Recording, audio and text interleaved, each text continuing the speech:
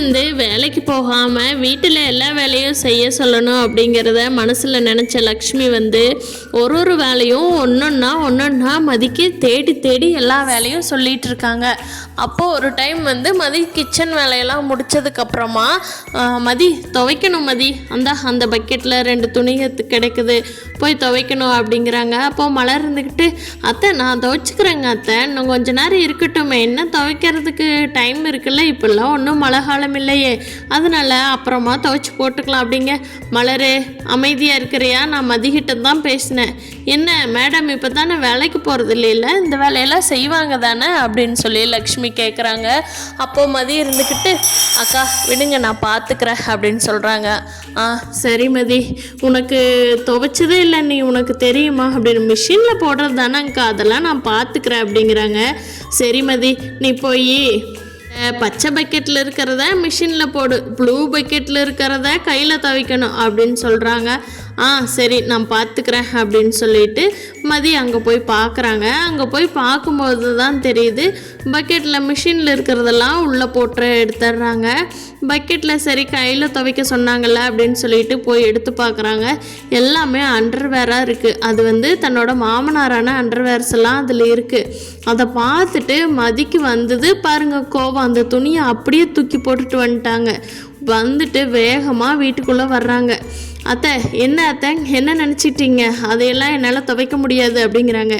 ஏண்டி துணி துவைக்கிறதுனா எல்லா துணியும் துவைச்சி தானே ஆகணும், அது என்ன அந்த துணியை துவைக்க மாட்டேன் இந்த துணியை துவைக்க மாட்டேன்னு, ஏன் எல்லா துணியும் எல்லாரும் துவைக்கிறது இல்லையா எல்லா பொண்ணுங்களும் குடும்பத்தில் அப்படின்னு சொல்லி லக்ஷ்மி கேட்குறாங்க.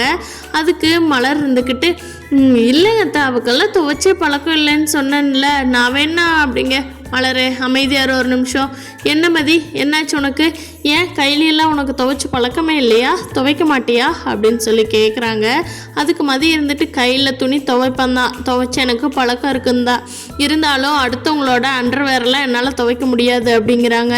ஏன் பொம்பளைங்கள்லாம் துவைச்சி தானே ஆகணும், அப்புறம் வீட்டில் இருக்கிறவங்க யார் துவைப்பா அப்படிங்கிறாங்க. எல்லாம் அவரவரோட அண்டர்வேரை அவரவர் தான் துவைக்கணும், சும்மா அடுத்தவங்ககிட்ட கொடுத்துலாம் என்னால் துவைக்க முடியாது, நான் துவைக்கவும் மாட்டேன் அப்படிங்கிறாங்க.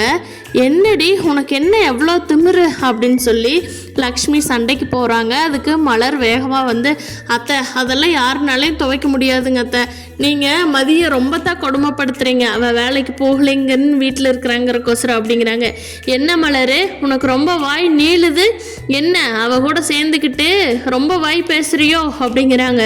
அத்தை நான் வாய் பேசுகிறதெல்லாம் இல்லை, நானும் ஒரு பொண்ணு தானே, அவகிட்ட இந்த துணியெல்லாம் கொடுத்து துவைக்க சொன்னீங்கன்னா எப்படி யாருமே துவைக்க முடியாது, எப்படி துவைக்க முடியும் அப்படிங்க, இருங்க உங்களை வச்சுக்கிறேன் அப்படின்னு சொல்லிட்டு அந்த துணியை போய் லக்ஷ்மியை துவைச்சி போடுறாங்க.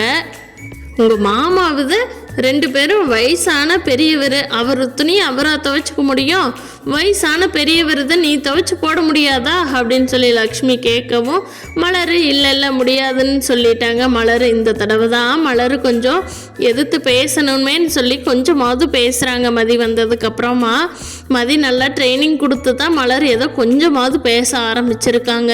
அப்போது மதியும் மலரும் கிச்சனுக்குள்ளே போயிடுறாங்க. லக்ஷ்மி துவைக்க போனதுனால மதி கேட்குறாங்க, அக்கா பரவாயில்லையே மாமியார் இப்போ தான் கொஞ்சமாவது எதிர்த்து பேசுகிறீங்களே அப்படின்னு சொல்லி மதி கேட்கவும் மலர் இருந்துக்கிட்டு ஆமாம் மதி எனக்கே கொஞ்சம் டூ மச் ஆயிடுச்சு, மிஷினில் துவைக்க சொல்கிறது ஓகே, அது என்ன இன்னர் வேர்ஸ் எல்லாம் எடுத்து வந்து நீ உன்னத்தை கையில் துவைன்னு சொல்கிறது, ஒரு வேலைக்கு போகிற பொண்ணு வீட்டில் இருக்கிறாங்கிறதுக்காக இவங்க பயங்கரமாக மாமியாருங்கிற திமிரை காட்டுறாங்க மதி, என்னாலேயே பொறுக்க முடியல அதை பார்த்ததும், அதனால தான் மதி நான் உனக்கு சப்போர்ட் பண்ணினேன் அப்படின்னு சொல்லவும் அக்கா இப்படியே ஒரு டைமும் நீங்கள் வந்து நியாயமான எல்லா வேலையும் செஞ்சுக்கலாங்க்கா, அநியாயமாக சொல்கிறத மட்டும் தட்டி கேட்டால் போதும், வேறு எதுவுமே வேண்டாம் அப்படிங்கிறாங்க.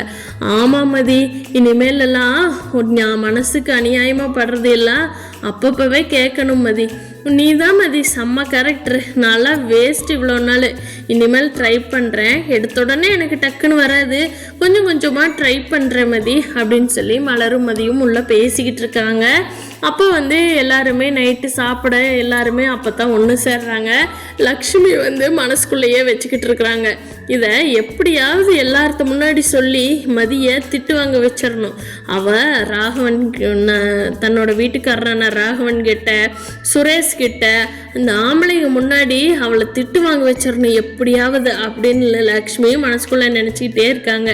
நைட்டு எல்லாமே டிஃபன் ரெடி பண்ணிவிட்டு எல்லோரும் உட்காந்து நைட்டு சாப்பிட்டுட்டு இருக்கிறப்போ சுரேஷும் வந்து உட்காந்து பாக்யராஜ் எல்லோரும் சாப்பிட்றப்போ லக்ஷ்மி சொல்கிறாங்க, டே இன்னைக்கு உன் பொண்டாட்டி என்ன பண்ணுனா தெரியுமா அப்படின்னு சொல்லி சுரேஷ் கிட்ட சொல்கிறாங்க. ஏன் என்னாச்சு அப்படின்னு சொல்லி பாக்யராஜ் கேட்குறாங்க. அப்போ சுரேஷ் என்னாச்சுமா அப்படின்னு சொல்லி கேட்குறாங்க. அப்போது லக்ஷ்மி சொல்கிறாங்க, டே வீட்டில் பொம்பளைங்கள்லாம் துணி துவைக்கலாமா துவைக்கூடாதாடா சொல்லுங்க அப்படிங்கிறாங்க. வீட்டில் இருக்கிறவங்க துணி துவைக்கலாமே, அது ஒன்றும் அவ்வளோ பெரிய இது இல்லையே அப்படின்னு சொல்லி சுரேஷ் கேட்குறாரு. அப்போது லக்ஷ்மி இருந்துக்கிட்டு, ஏண்டா உன் பொண்டாட்டிக்கிட்ட நம்மளோட ட்ரெஸ்ஸு நம்ம குடும்பத்தில் இருக்கிறவங்க பெரியவங்க சின்னவங்க எல்லாம் குடும்பத்தில் இருக்கிறவங்க ட்ரெஸ்ஸை தானே போய் உன் பொண்டாட்டியை துவைக்க சொன்னான்டா. போனவன் மிஷினில் போடுறத போட்டுட்டாடா, கையில் துவைக்கிறது என்னால் துவைக்க முடியாதுன்னு எரிஞ்சிட்டு வந்துட்டாடா. ஏண்டா வீட்டு பொம்பளைங்க துணி துவைக்கலாமா துவைக்கக்கூடாதா அப்படிங்கிறாங்க. அதுக்கு எல்லாருமே துவைக்கலாம் அப்படின்னு சொல்லித்தான் சுரேஷும் சொல்கிறான். அப்போ தான் மலர் சொல்கிறாங்க, ஏங்க அத்தை துவைக்க சுரேஷு என்னங்க உங்கள் 2 பேரும் கேட்டுங்க, அத்தை துவைக்க சொன்னது மாமாவோட இன்னர் வேற, அது எப்படி மதி கையில் எடுத்து துவைப்பா? ஒரு மாதிரி சங்கட்டமாக இருக்காதா மதிக்கும்? அத்தை வேலை சொல்லலாம், அதுக்காக வீட்டில் இருக்கிறாங்கிறதுக்காக என்ன வேலை வேணாலும் சொன்னால் எப்படிங்க? நீங்களே சொல்லுங்கள் சுரேஷ், நீயும் சொல்லுடா அப்படின்னு சொல்லி மலர் கேட்குறாங்க. அப்போ லக்ஷ்மி இருந்துட்டு, மலரே அதான் நான் பேசிக்கிட்டு இருக்கிறேன்ல அமைதியாரு அப்படிங்கிறாங்க. சரின்னு சொல்லி மலர் பேசாமல் நிற்கிறாங்க. மதியம் இவங்க என்ன பதில் சொல்லுவாங்கங்கிறதுனால நம்ம எதுவும் அவசரப்பட்டு வாய் விட வேண்டாம் அப்படிங்கிறதுனால இவங்க சொல்கிற பதிலுக்காக காத்துக்கிட்டு மதியம் அமைதியாக இருக்காங்க. அப்போது பாக்யராஜ் சொல்கிறாரு, ஏம்மா இன்னர் வேறெல்லாம் எப்படிம்மா அடுத்தவங்கள துவைக்க சொன்னால் அது நல்லா இல்லையலாம்மா, அதுவும் அப்பாவது நீங்கள் துவைச்சா கூட பரவாயில்லம்மா, மதியம் துவைக்க சொல்கிறதெல்லாம் ரொம்ப தப்புமா, எங்களோடதெல்லாம் நாங்களே தானே துவைச்சிக்கிறோம், அப்புறம் அந்த பொண்ணு எப்படிமா துவைக்கும், இதெல்லாம் தப்புமா, நீங்கள் செஞ்ச சொல்ல இருக்கக்கூடாது, உங்கள் மேலே தான் தப்பு அப்படின்னு சொல்லவும், ஏண்டா என்னடா சொல்கிற அப்படின்னு சொல்லி லக்ஷ்மி கேட்குறாங்க. சுரேஷ் உன்னோடது நீ தானே துவைக்கிற அப்படின்னு சொல்லி பாக்யராஜ் கேட்குறாங்க. அதுக்கு சுரேஷ் வந்துட்டு, என்னோடதெல்லாம் எப்போவுமே நான் தான் துவைச்சிருவேன், துவைச்சி போட்டு ட்ரெஸ்ஸை மட்டும்தான் அழுக்கு கூடையில் போடுவேன் அப்படின்னு சுரேஷ் சொல்லவும் லக்ஷ்மிக்கு ஒரே முகத்தில் ஓங்கி அரைஞ்ச மாதிரி ஆயிடுது. கம்முன்னு அமைதி ஆயிடுறாங்க. ஓ நீங்களாவாடா துவைச்சிக்கிறீங்க, வீட்டில் இருக்கிற பொண்டாட்டிங்க புருஷனோட துணிகளை கூட துவைக்கிறது இல்லையா? பாரு இந்த வீட்டில் என்ன நடக்குதுன்னு எனக்கே இத்தனை நாள் தெரியாமல் இருந்திருக்குது பாரு. நாங்கள்லாம் அந்த காலத்தில் எங்கள் மாமனாருது மாமியாருது வீட்டுக்காரது உங்களுது பூரா கையில் தாண்டா துவைப்பேன், அப்போவெல்லாம் மிஷின் எது துவைக்கிறது எது அப்படின்னு சொல்லி புலம்பிக்கிட்டு இருக்காங்க. அப்போது பாக்யராஜ் இருந்துக்கிட்டு, இல்லைம்மா இனிமேல் அந்த பொண்ணுக்கிட்ட அதையெல்லாம் சொல்லாதீங்க, அப்பா துவைச்சா துவைக்கட்டும், இல்லைன்னா நீங்கள் துவைச்சி போட்டுருங்கம்மா, அதெல்லாம் அடுத்தவங்ககிட்ட கொடுக்காதீங்க, அதெல்லாம் ரொம்ப ஒரு மாதிரி இருக்கும் அப்படின்னு சொல்லி பாக்யராஜ் தன்னோட அம்மாக்கிட்ட சொல்லிட்டு வேகமாக ரூமுக்கு போயிடுறாங்க. உள்ளே போன மலர் பாக்யராஜ் அப்படியே முகத்தை பிடிச்சி செல்லமாக கிள்றாங்க. பாக்யராஜ் அப்படிங்கிறாங்க, ஏன் மலர் என்ன இவ்வளோ குஷியாக இருக்கிற அப்படிங்க. பாக்யராஜ் இன்னைக்கு தான் பாக்யராஜ் நான் பேசும்போது எனக்கு சப்போர்ட் பண்ணி பேசியிருக்கேன் நீயே அப்படின்னு சொல்லிட்டு மலர் பாக்யராஜை பயங்கரமாக கொஞ்சிக்கிட்டு இருக்காங்க.